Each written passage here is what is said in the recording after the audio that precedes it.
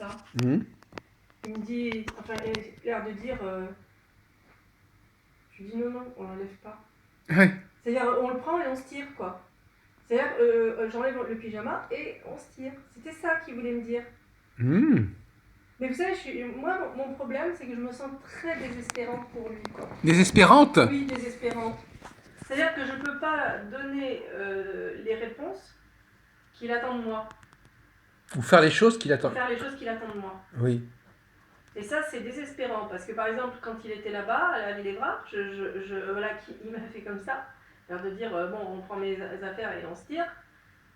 Bah, voilà, parce que moi, j'ai d'autres difficultés, et du coup, voilà, il avait l'air de dire, bon, c'est bon, la mascarade. Donc si on revient sur le cas de votre fils, donc pour l'instant, il ne peut pas s'exprimer à travers des images, il ne peut pas s'exprimer à travers des gestes, enfin, si, il peut faire des gestes. Donc, il fait des gestes pour indiquer ce qu'il voudrait, ce qu'il veut. Oui. Donc de ce côté-là, il communique. Oui, oui, il communique, oui, oui. Il communique et donc il se fait comprendre. Oui, oui, mais c'est très restreint, quoi. C'est pas une communication. Mais qu'est-ce qui a donné un autre exemple de élaborée. choses qu'il peut communiquer? Donnez un autre exemple dans vos souvenirs de choses où il s'est fait comprendre à sa façon. Par exemple, ça, là, le fait de dire, bon, maintenant, je suis là, quand est-ce qu'on s'en va, quoi. Non, mais un autre exemple. Un autre exemple, il faut que je réfléchisse. Parce qu'il a dû y en avoir, c'est pas le seul exemple. Par exemple, quand je suis allée le voir la semaine dernière, et il rentrait de chez son père. Oui. Et donc, on est allé dans sa chambre. Il était habillé, et puis on est allé dans sa chambre, et il a demandé à ouvrir un placard où il y a son pyjama. Il a tiré son pyjama, il a voulu se mettre en pyjama pendant que j'étais là. Oui. Et sur le moment, j'ai dit non, c'est pas un pyjama. Et en fait, Daniel, il a l'habitude quand il se met en pyjama, c'est qu'il ne sort pas. Voilà. Donc en fait, il voulait me dire, je ne m'en vais pas. Donc voilà. Et par contre, dans l'autre sens, dites-nous des choses qu'il comprend. Quand on lui dit qu'est-ce qu'on peut lui demander de faire. Et comment faut-il s'exprimer pour qu'il comprenne? C'est par des paroles, c'est par des gestes? Des paroles. Ouais. Donnez-nous un exemple d'une parole qui a un impact sur lui. Par exemple, quels sont les ordres que vous pouvez lui donner, par exemple? Je sais pas, va dans ta chambre. Alors, va dans ta chambre, on est là dans le séjour, va dans ta chambre, oui. Il va dans sa chambre. Oui, ou va chercher ton manteau, on s'en va, assieds-toi à table, enfin toutes les petites choses du quotidien. Tu vas aux toilettes, on va dans la cuisine, on va les pièces, donc on va faire le bain, on va faire la douche. Et à votre avis, il identifie les mots? Oui.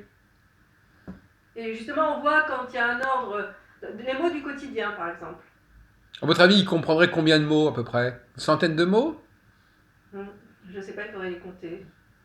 Vous pourriez faire une liste, pas maintenant, mais vous pourriez faire une liste des mots qui... C'est vrai qu'il faudrait que je fasse une liste des mots qu'il comprend. Ouais. Parce que ça pourrait être utile pour...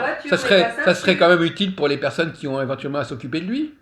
Moi je dis, en gros, il comprend quand même l'essentiel des ordres simples.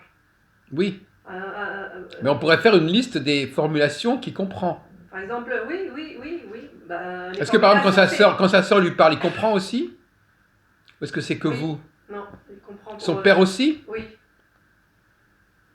C'est-à-dire que, oui. On lui dit voiture, on lui dit... Voilà, donc on pourrait faire vraiment un dictionnaire. Ouais. Bon ben voilà, donc on peut faire un dictionnaire de ce qu'il comprend. Et on peut même lui expliquer d'autres choses, on peut lui apprendre d'autres mots. Voilà.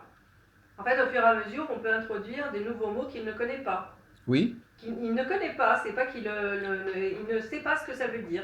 Et à votre avis, là, puisque ce garçon, il a quand même plus de 20 ans, sa connaissance, son apprentissage du langage, elle a commencé très tôt ou c'est depuis quelques années seulement?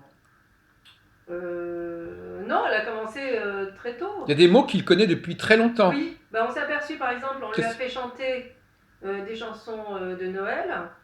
Et on s'aperçoit, alors c'est des chansons de Noël que tout le monde connaît, la Vive le vent, mais plein de chansons, plusieurs là, on lui a fait chanter plusieurs chansons, Et on s'aperçoit qu'il les connaît parfaitement par cœur.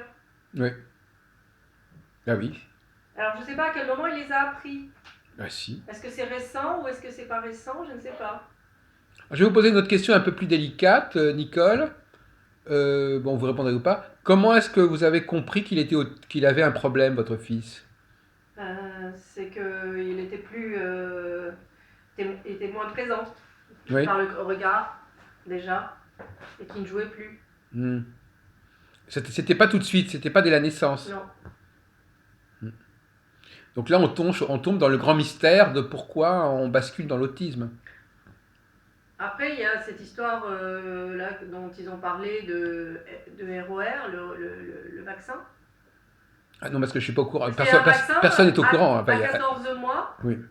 On fait un vaccin qui regroupe 3 vaccins. Oui, comme le BCG un peu. Je sais pas Voilà. quoi. Et donc, voilà, on inocule une dose puissante quand même à un petit bout de chou. Ouais. Et apparemment, ça pourrait provoquer des choses. Et effectivement, les problèmes ont commencé à peu près dans cette période-là. Ah oui, je connaissais pas cette idée. Oui. Donc, il y a des hypothèses. Il y a des gens qui refusent de faire vacciner leurs enfants. Et donc, qu'est-ce que vous conseillez? Parce que bon, vous avez l'expérience. Comment vous conseillez-vous à quelqu'un qui a eu un enfant autiste? Qu'est-ce que vous lui conseillez de faire ou de ne pas faire? Parfois des erreurs que vous avez pu commettre vous-même. Quitter la France. Qu'est-ce qu'il faut? Il faut quitter la France. D'accord. Il faut aller en Israël ou en Belgique? Il faut partir dans un pays plus évolué Ah oui. au niveau des mentalités, qui accepte de prendre en charge ce handicap. Vraiment, vraiment quitter la France. Voilà. Parce qu'en France, il y a des combats qui font que nos enfants sont sacrifiés. Mais votre fils, il n'a pas été immédiatement mis en... À partir de quel moment il a été en traitement, votre fils? Ou il a été mis dans le cadre... Dans une institution Oui, à 7 ans et demi. oui. Et jusqu'à 7 ans et demi, c'est vous qui vous en occupiez? Voilà. Est-ce que c'est normal ou est-ce que c'est souhaitable? Non, justement, parce que là, si j'ai bien compris, par exemple aux États-Unis, je crois, il y a des gens qui. Donc, il y a le diagnostic qui est déjà fait assez tôt. Et ensuite, il y a des gens qui viennent au domicile des parents et qui prennent en charge déjà. Donc, il y a un suivi, un accompagnement. Alors que là, il n'y a rien. Mais il n'y a rien pendant longtemps. En fait, en France, il n'y a rien. Alors vous-même, à partir de quel moment vous avez fréquenté des parents qui ont des enfants qui ont les mêmes problèmes? Est-ce que vous avez eu... À partir du moment où Daniel a été en établissement. Mais avant ça s'était jamais présenté, des possibilités de rencontrer d'autres parents? Non, simplement parce qu'il n'était pas en établissement. Mais il y a peut-être des occasions quand même. Non, oui, je crois que non, j'ai pas rencontré parce que j'ai pas cherché à rencontrer. Oui. Mais ça aide de rencontrer des gens qui ont les mêmes problèmes? C'est jamais exactement les mêmes problèmes, mais ça peut aider, oui, ça peut donner des pistes, ça peut renforcer un petit peu, oui. Alors quel est finalement le rôle des associations, à votre avis, qui s'occupent de ces questions? Qu'est-ce qu'elles peuvent faire? Qu'est-ce qu'elles doivent faire? Qu'est-ce qu'elles font? Ça dépend de leurs objectifs. Il y a des associations qui défendent les parents et il y a des associations qui ont des établissements. Donc les associations de parents, ça permet d'échanger sur le sujet, ça permet oui, d'échanger sur les conditions de prise en charge. Alors, donc, abordons la question ces établissements. Est-ce que les gens ont la formation, quelle formation doivent-ils avoir pour travailler dans ces établissements? Logiquement, ils doivent connaître cette affection déjà et savoir comment gérer une personne qui a des troubles autistiques. Alors justement, qu'est-ce qu'il faut savoir quand on est en face d'un enfant autistique? Qu'est-ce qu'on doit savoir? Qu'est-ce qu'on doit savoir faire ou pas faire? Il faut savoir détailler tout ce qu'on fait, découper que ce soit les gestes, tout ce qu'on fait et de façon à ce que les problèmes de compréhension, les problèmes cognitifs soient surmontés. Le problème, c'est le traitement de l'information. Donc à la fois, nous, il faut que ce soit suffisamment détaillé pour que la personne comprenne, et voilà, il faut pas se dire que la personne, elle ne veut pas faire les choses, c'est qu'elle ne sait pas, donc à partir du moment, donc il faut détailler les étapes euh, une après l'autre. Et puis, en fait, c'est pas... Il faut apprendre à leur parler Oui, et alors, et à se faire comprendre. voilà, trouver un canal pour pouvoir se faire comprendre. Mais est-ce qu'on arrive quand même à se faire comprendre par un groupe? Est-ce qu'on peut gérer un groupe d'autistes? Est-ce qu'on arrive à se faire comprendre Est-ce qu'il y a des moyens de communiquer collectivement avec des autistes? Bah, il y a des autistes voilà, on leur dit on y va, on fait ça, ils suivent. Après, On peut prendre en oui, charge un groupe. oui, Qui ont, un autiste peut faire partie d'un groupe d'autistes. oui, Par exemple, je veux dire par là il y a quand même des choses qu'on peut leur faire faire, pas uniquement individuellement. ah oui, tout à fait, oui, bien sûr, on peut. C'est peut-être souhaitable, donc dans ce cas-là, ce serait peut-être souhaitable qu'ils vivent, qu'ils vivent, est-ce que c'est S'entraident les intéressant uns les autres. qu'ils s'organisent entre eux, Oui, qu'ils peuvent même côté de communiquer entre eux, qui sait? oui, je pense oui, c'est une bonne chose qu'ils établissent des liens entre eux, parce que Ah oui, bah, déjà, c'est comme nous, il y en a des oui. attachements avec telle ou telle Il faudrait peut-être personne. travailler dans cette direction. Oui, moi Qu'est-ce qui se passe quand des autistes sont ensemble et qu'est-ce qu'ils arrivent à faire ensemble, comment ils communiquent entre eux? Peut-être oui, qu'ils ont une façon à eux de fonctionner. oui, oui, parce qu'il peut se développer un certain attachement, une certaine sympathie. C'est pareil que pour nous, quoi. Quand on est en Oui, relation avec d'autres personnes, il y a des gens qu'on aime bien, et euh, ça peut développer certaines attitudes positives. alors il semblerait quand même qu'il y a un point aussi qui est important, c'est que à mesure que l'enfant grandit et prend de l'âge, les problèmes sont un peu différents. Ah oui, c'est un adulte. Oui. Et, Et donc et là, puis, l'autiste est plus facile on va dire, l'autiste socialement, il est plus facile à gérer quand il est un enfant que quand il est adulte. Non, je ne sais pas, et on le remarque moins. ah bah non, on peut le remarquer beaucoup. Il peut y avoir beaucoup de troubles du comportement qui viennent justement. Les troubles de comportement viennent du fait qu'il ne sait pas se faire comprendre, Oui. ou qu'il ne comprend pas. C'est comme un bébé aussi qui a des... Voilà. Donc, si il considère que quand il est petit, il a beaucoup de mal à se faire comprendre, alors qu'en grandissant, il arrive à développer des capacités de compréhension, il aura moins de troubles du comportement.